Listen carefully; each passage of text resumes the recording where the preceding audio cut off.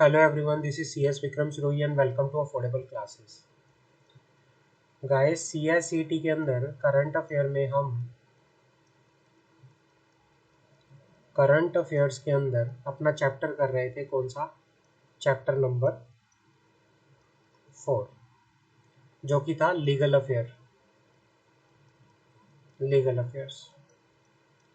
इसमें हमने last class में बात की थी सुप्रीम कोर्ट के बारे में,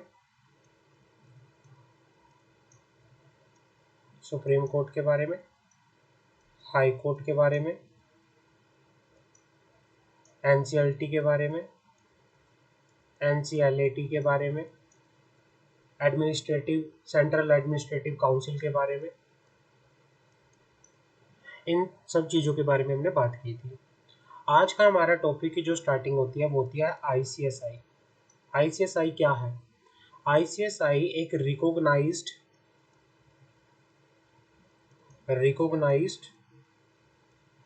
प्रोफेशनल बॉडी है। रिकॉग्नाइज्ड प्रोफेशनल बॉडी है जिसको सेटअप किया गया है under the act of parliament. ICSI कौन से एक्ट के अंदर रेगुलेट होती है? Company secretaries act 1980। कौन से एक्ट के अंदर? Company secretaries act 1980। ICSI को सेटअप कब किया गया था? ICSI को सेटअप किया गया था कब? फर्स्ट टाइम ICSI को बनाया गया था और ये कौन से एक्ट के अंदर बनाया गया था? इसको कंपनी सेक्रेटरी एक्ट 1980 के अंदर। जो ICSI है एक प्रीमियर प्रोफेशनल बॉडी है जो रेगुलेट करता है कंपनी सेक्रेटरी प्रोफेशनल्स को। किसको रेगुलेट करता है? रेगुलेट करता है कंपनी सेक्रेटरीज प्रोफेशनल को। ये कंपनी सेक्रेटरी प्रोफेशनल्स को क्या करता है? रेगुलेट करता है। ये कंपनी सेक्रेटरी को टॉप क्वालिटी की एजुकेशन और मेंबर्स को टॉप क्वालिटी के बेस्ट क्वालिटी के स्टैंडर्ड्स प्रोवाइड करता है। अगर मैं अभी इंडिया में बात करूं, 60,000 से ज़्यादा कंपनी सेक्रेटरी हैं, 3 लाख से ऊपर क्या है? स्टूडेंट है। ICSI का जो हेड क्वार्टर है, जो हेड ऑफिस है ICSI का, वो कहाँ है? दिल्ली के अंदर है। इसके 4 रीजनल ऑफिस हैं जो कि दिल्ली, चेन्नई, कलकत्ता, मुंबई के अंदर है। इसका एक ICSI का CGRT है जो कि कहाँ है? मुंबई के अंदर है। 1 ICSI central of corporate governor research and training Navi Mumbai में है। 1 ICSI central of excellence Hyderabad के अंदर है। और इसके टोटल कितने? 74 चैप्टर हैं पूरे इंडिया के अंदर। समझ आ गई? अब कुछ बात करते हैं ICSI in news.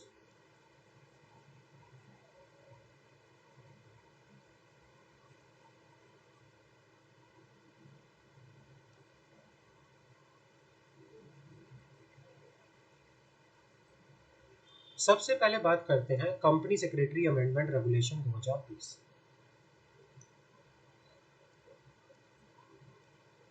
Company secretaries regulation 2020, इसकी बात करते हैं।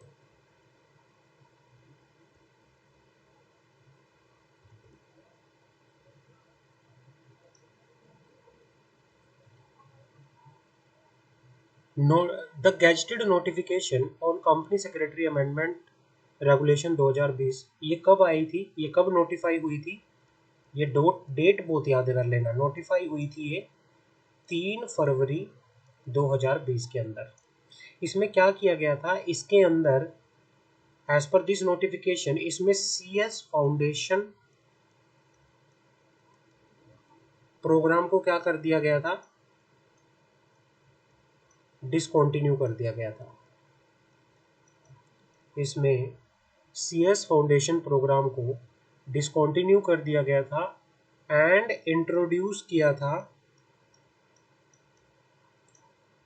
क्या, CSEET, CS executive entrance test को इसमें क्या किया गया था, इंट्रोड्यूस किया गया था। ये कौन सी नोटिफिकेशन आई थी, ये आई थी 3 फरवरी 2020 के अंदर। उसके बाद क्या है, ICSI launch UDIN UDIN ICSI launch UDIN to improve corporate governance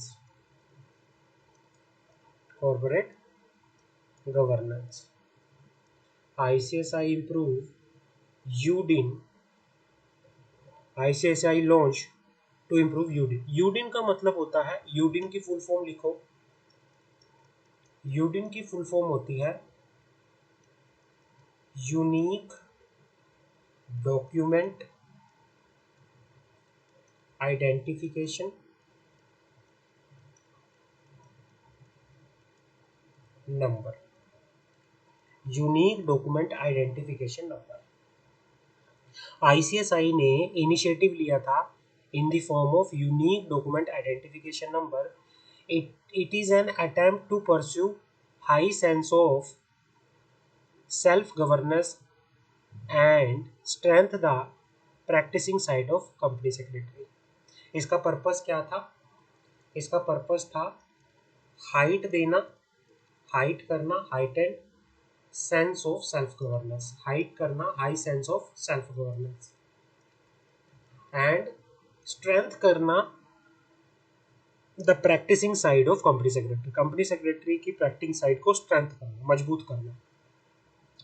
यूडीएन में के अंदर क्या होता है, यूडीएन प्रोवाइड करता है ease of maintaining register of attestation and certificate service.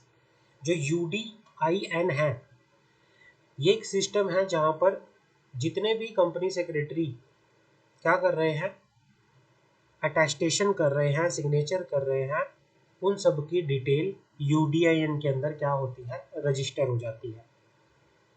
भाई यूडीएन से ये पता चल जाता है कि इसने कब कौन सा डॉक्यूमेंट कहाँ कैसे किस तरह से साइन किया, अटेस्ट किया। और यूडीएन लाने का पर्पस क्या था, to prevent the counterfeiting of various attestation.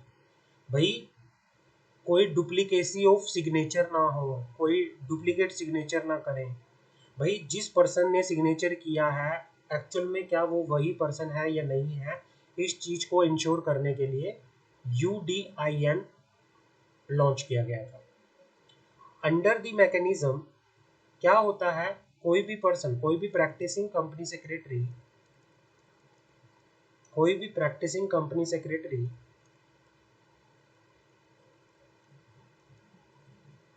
मान लो किसी भी डॉक्यूमेंट को अगर साइन कर रहा है, कोई भी प्रैक्टिसिंग कंपनी सेक्रेटरी किसी भी डॉक्यूमेंट को अगर साइन कर रहा है तो उसको यूडीएन जनरेट करना पड़ता है। यूडीएन क्या होता है, यूडीएन एक यूनिक अल्फा न्यूमेरिक नंबर होता है। ये क्या होता है, अल्फा न्यूमेरिक नंबर होता है। Number will be generated for identification of every document attested by the person. हर एक डॉक्यूमेंट के ऊपर एक यूनिक अल्फा न्यूमेरिक नंबर आपको मेंशन करना पड़ता है, जिससे ये पता चले कि भाई ये वही नंबर है, उस डॉक्यूमेंट से रिलेटेड ये नंबर है जिसको आपने क्या किया है, अटेस्ट किया है। तो ये इसलिए होता है। समझ आ गए, आपसे पूछ सकता है तो आपको ध्यान में रखना है। उसके बाद बात करते हैं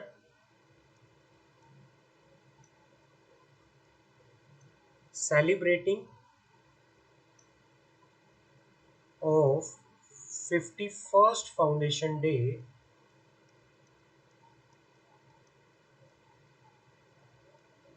of ICSI, celebration of 51st foundation day of ICSI।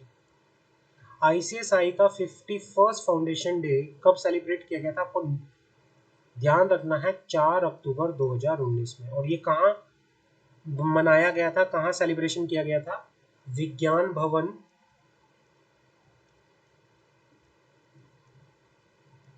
New Delhi, विज्ञान भवन न्यू दिल्ली। और चीफ गेस्ट कौन थे? चीफ गेस्ट थे Shri Ramnath Kovind, Shri Ramnath Kovind, honourable president of India. ये इसके क्या थे? चीफ गेस्ट थे, तो आपको ये ध्यान रखना है। उसके बाद क्या है, मनाया कब जाता है? 4 अक्टूबर को। सेलिब्रेशन ऑफ 47, आगे याद करो, celebration of 47 national convention of company secretaries, company secretaries. इसको कब सेलिब्रेट किया गया था? इसको सेलिब्रेट किया गया था 14 से लेके 16 नवंबर 2019 में। कहाँ मनाया गया था ये? जयपुर के अंदर। कहाँ मनाया गया था? जयपुर के अंदर। आपको इतना ही ध्यान रखना है, आपको ये डेट याद करनी है, कहाँ और कब हुआ था? जयपुर के अंदर में हुआ था। किस पर्पस के लिए मनाया गया था? ये मनाया गया था बातचीत करने के लिए, डेलिब्रेशन करने के लिए on the national and international development in the corporate and industry area. Corporate और इंडस्ट्री एरिया के अंदर नेशनल और इंटरनेशनल डेवलपमेंट क्या क्या होनी चाहिए? टॉपिक ऑफ नेशनल इंपॉर्टेंस क्या है? Social and cultural issue, exemplified role of professional. तो ये सारा इसमें क्या किया गया था? डिस्कशन किया गया था। आगे बढ़ते हैं।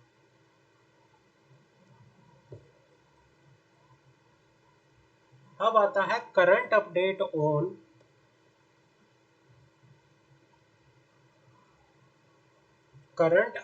On environment.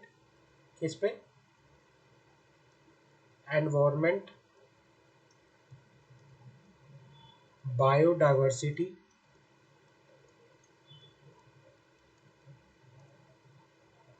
क्लाइमेट चेंज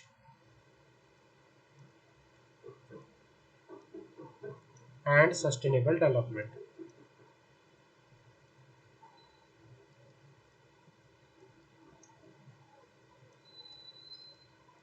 पहला आता है Bhutan introduce sustainable development fees for the regional tourist. Bhutan ने क्या किया था? भूटान ने एक सस्टेनेबल डेवलपमेंट फीस को इंट्रोड्यूस किया गया था, एक नया सिस्टम इंट्रोड्यूस किया गया था। किस चीज़ के लिए? रीजनल टूरिस्ट के लिए भूटान अब क्या करेगा? एक सस्टेनेबल डेवलपमेंट फीस लेगा। भूटान की पार्लियामेंट ने एक लॉ पास किया जिसमें उन्होंने बोला अगर कोई भी टूरिस्ट इंडिया से आ रहा है, मालदीव से आ रहा है, बांग्लादेश से आ रहा है, तो वो उनसे एक अमाउंट चार्ज करेगा उस कंट्री में रहने का, उस कंट्री में स्टे करने का, उनसे एक पर डे के हिसाब से अमाउंट चार्ज करेगा। और ये कितना अमाउंट होगा? 1200 भूटानीस भूटानी नगुल्त्रम, 1200 भूटानीस नगुल्त्रम, जिसको यूएस डॉलर कितना बनता है? यूएसडी बनता है 16.85। 1200 युगांड्रेस में कितना? 1200 भूटानीस में कितना वो बनता है? 16.85 US dollar as an sustainable development fees per day from July 2020 से। जुलाई 2020 से भूटान ये फीस चार्ज करेगा। अब आगे आते हैं। Supreme Court allow reallocation of African cheetah. Supreme Court allow reallocation of African cheetah. Supreme Court ने introduce किया गया था African cheetah to suitable habitat in India on 28 जनवरी 2020 को। 28 जनवरी 2020 को सुप्रीम कोर्ट ने अलाउ कर दिया गया था किसके लिए? अफ्रीकन चीता को इंडिया में लाने के लिए, है ना। और इसके लिए पेटिशन फाइल की थी किसने? नेशनल टाइगर कंजर्वेशन अथॉरिटी ने, एनटीसीए ने। जो परमिशन चाहते थे कि भाई हमें रीअलोकेट करना है, रिलोकेट करना है अफ्रीकन चीता को नामीबिया से इंडिया में हमें अफ्रीकन चीता लेके आना है। और उसके लिए कि भाई क्या है, सुप्रीम कोर्ट ने कहा कि भाई अफ्रीकन चीता को आप इंडिया में लेके आ सकते हो, कहाँ पे, कीनू नेशनल पार्क के अंदर। अभी लाए थे ना पीछे कीनू नेशनल पार्क में, तो कीनू नेशनल पार्क में एलोकेट किया गया इसे, उसके लिए ये सुप्रीम कोर्ट ने इनको अलाउ किया था। World ozone day, world ozone day 2019। जो ये वर्ल्ड ओजोन डे है, इसको सेलिब्रेट कब किया गया है? इसको सेलिब्रेट किया जाता है सितंबर 16। इसको सितंबर 16 को सेलिब्रेट किया गया था। किस पर्पस के लिए?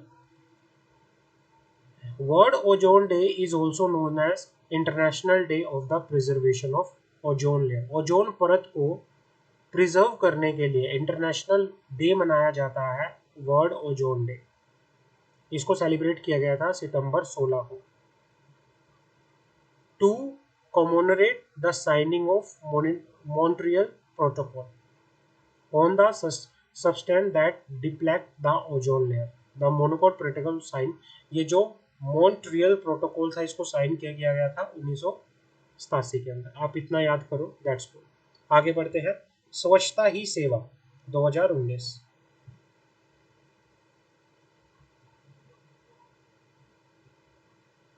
आगे आता है स्वच्छता ही सेवा 2019। जो स्वच्छता ही सेवा है, इसको कब सेलिब्रेट किया गया था? इसको सेलिब्रेट किया गया था 11 सितंबर 2019 में।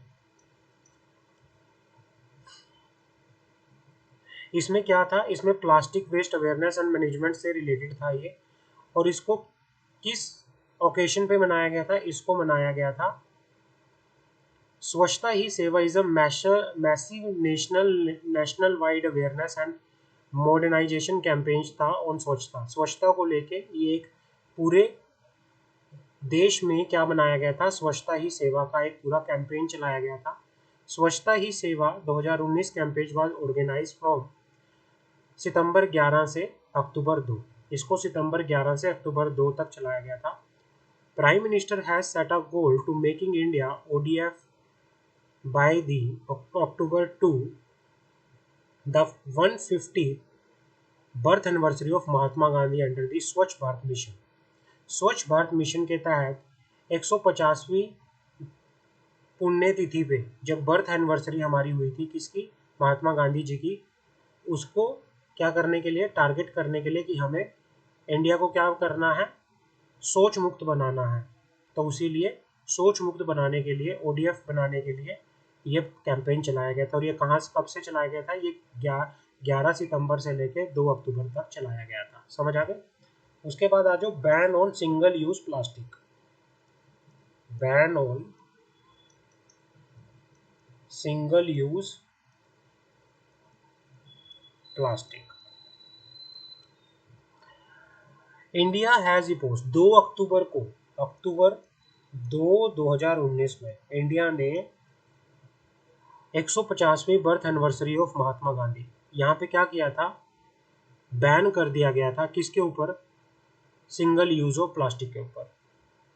एज पर report 6 single use plastic item, 6 plastic item को बिल्कुल ही बंद कर दिया गया था। Plastic bag, straws, cup, plate, small बोतल, सर्टेन टाइप ऑफ सेचेस, इनको क्या कर दिया गया था? बिल्कुल ही बंद कर दिया गया था, बैन कर दिया गया था single use of plastic.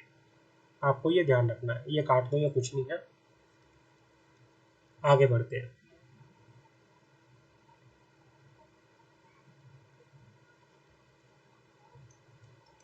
NGT form panel to examine illegal sand mining in Yamuna River. NGT form panel to examine illegal sand mining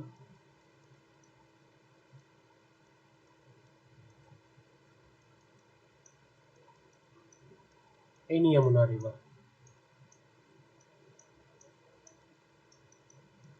भाई दिल्ली के अंदर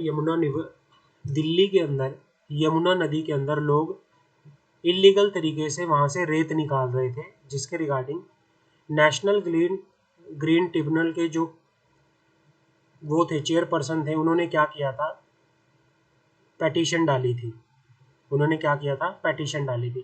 the green The National Green Tribunal formed a committee to examine the allegation of illegal sand mining in the Yamuna River। भाई NGT ने एक committee बनाई थी ये जांच करने के लिए कि क्या यमुना रिवर में से गलत तरीके से रेत को निकाला जा रहा है या नहीं निकाला जा रहा। The decision was taken by the National Green Tribunal bench headed by NGT chairperson Justice Adarsh Kumar Goyal। NGT formed the committee to examine the issue after Delhi Jal Board Anil Kumar Singh moved to Green Panel। ये कब इन्होंने लिया था, इन्होंने committee कब बनाई थी, इन्होंने कमेटी तब बनाई थी जब दिल्ली जल बोर्ड के सीईओ अनिल कुमार सिंह मूव किया था उन्होंने ग्रीन पैनल के अंदर, और उन्होंने आरोप लगाया था कि भाई यमुना में से गलत तरीके से क्या किया जा रहा है, रेत को, सैंड माइनिंग मतलब रेत को निकाला जा रहा है।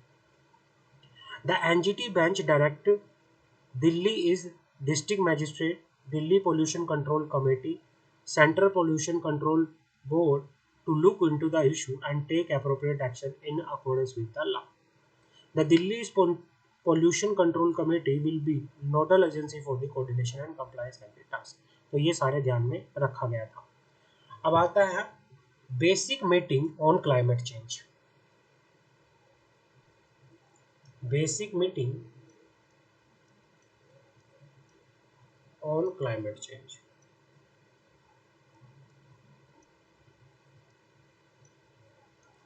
बेसिक की फुल फॉर्म होती है बी से ब्राजील, ए से साउथ अफ्रीका, आई से इंडिया, सी से चाइना। ये मीटिंग हुई थी अगस्त 2019 में साओ पालो में, ब्राजील के अंदर ये मीटिंग हुई थी।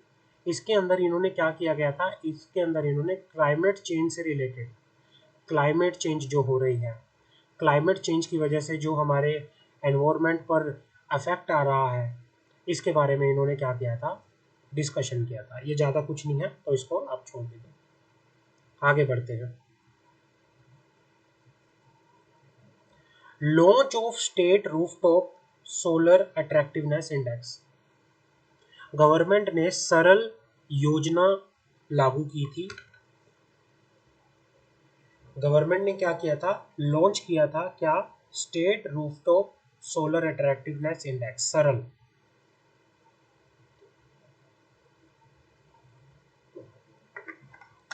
Ministry of state for power and new and renewable energy, skill development and entrepreneurship launch किया था। उन्होंने क्या लॉन्च किया था, उन्होंने लॉन्च किया था state rooftop solar attractiveness index, SARAL. The state of Karnataka has been placed at the first rank in the index. और इस इंडेक्स के अंदर क्या हुआ था, स्टेट ऑफ कर्नाटका पहले नंबर पे थी, स्टेट ऑफ तेलंगाना दूसरे नंबर पे थी, स्टेट ऑफ गुजरात तीसरे नंबर पे थी, और स्टेट ऑफ आंध्र प्रदेश चौथे नंबर पे थी। और इसके पर्पस क्या थे, इसका पर्पस क्या थे, रबस्ट करना, robustness of policy framework, implementation of environment, investment climate, consumer experience, business ecosystem. ये आपको ध्यान में रखना है। क्लियर है, समझ आ गए, आगे बढ़ते हैं। आरबीआई ने मनी ऐप लॉन्च किया था। आरबीआई ने 1 जनवरी 2020 में मनी ऐप लॉन्च किया था। आरबीआई के गवर्नर शक्तिकांत दास ने इसको क्या किया था, लॉन्च किया था। किस पर्पस के लिए लॉन्च किया गया था, जो देख नहीं सकते, जो पर्सन देख नहीं सकते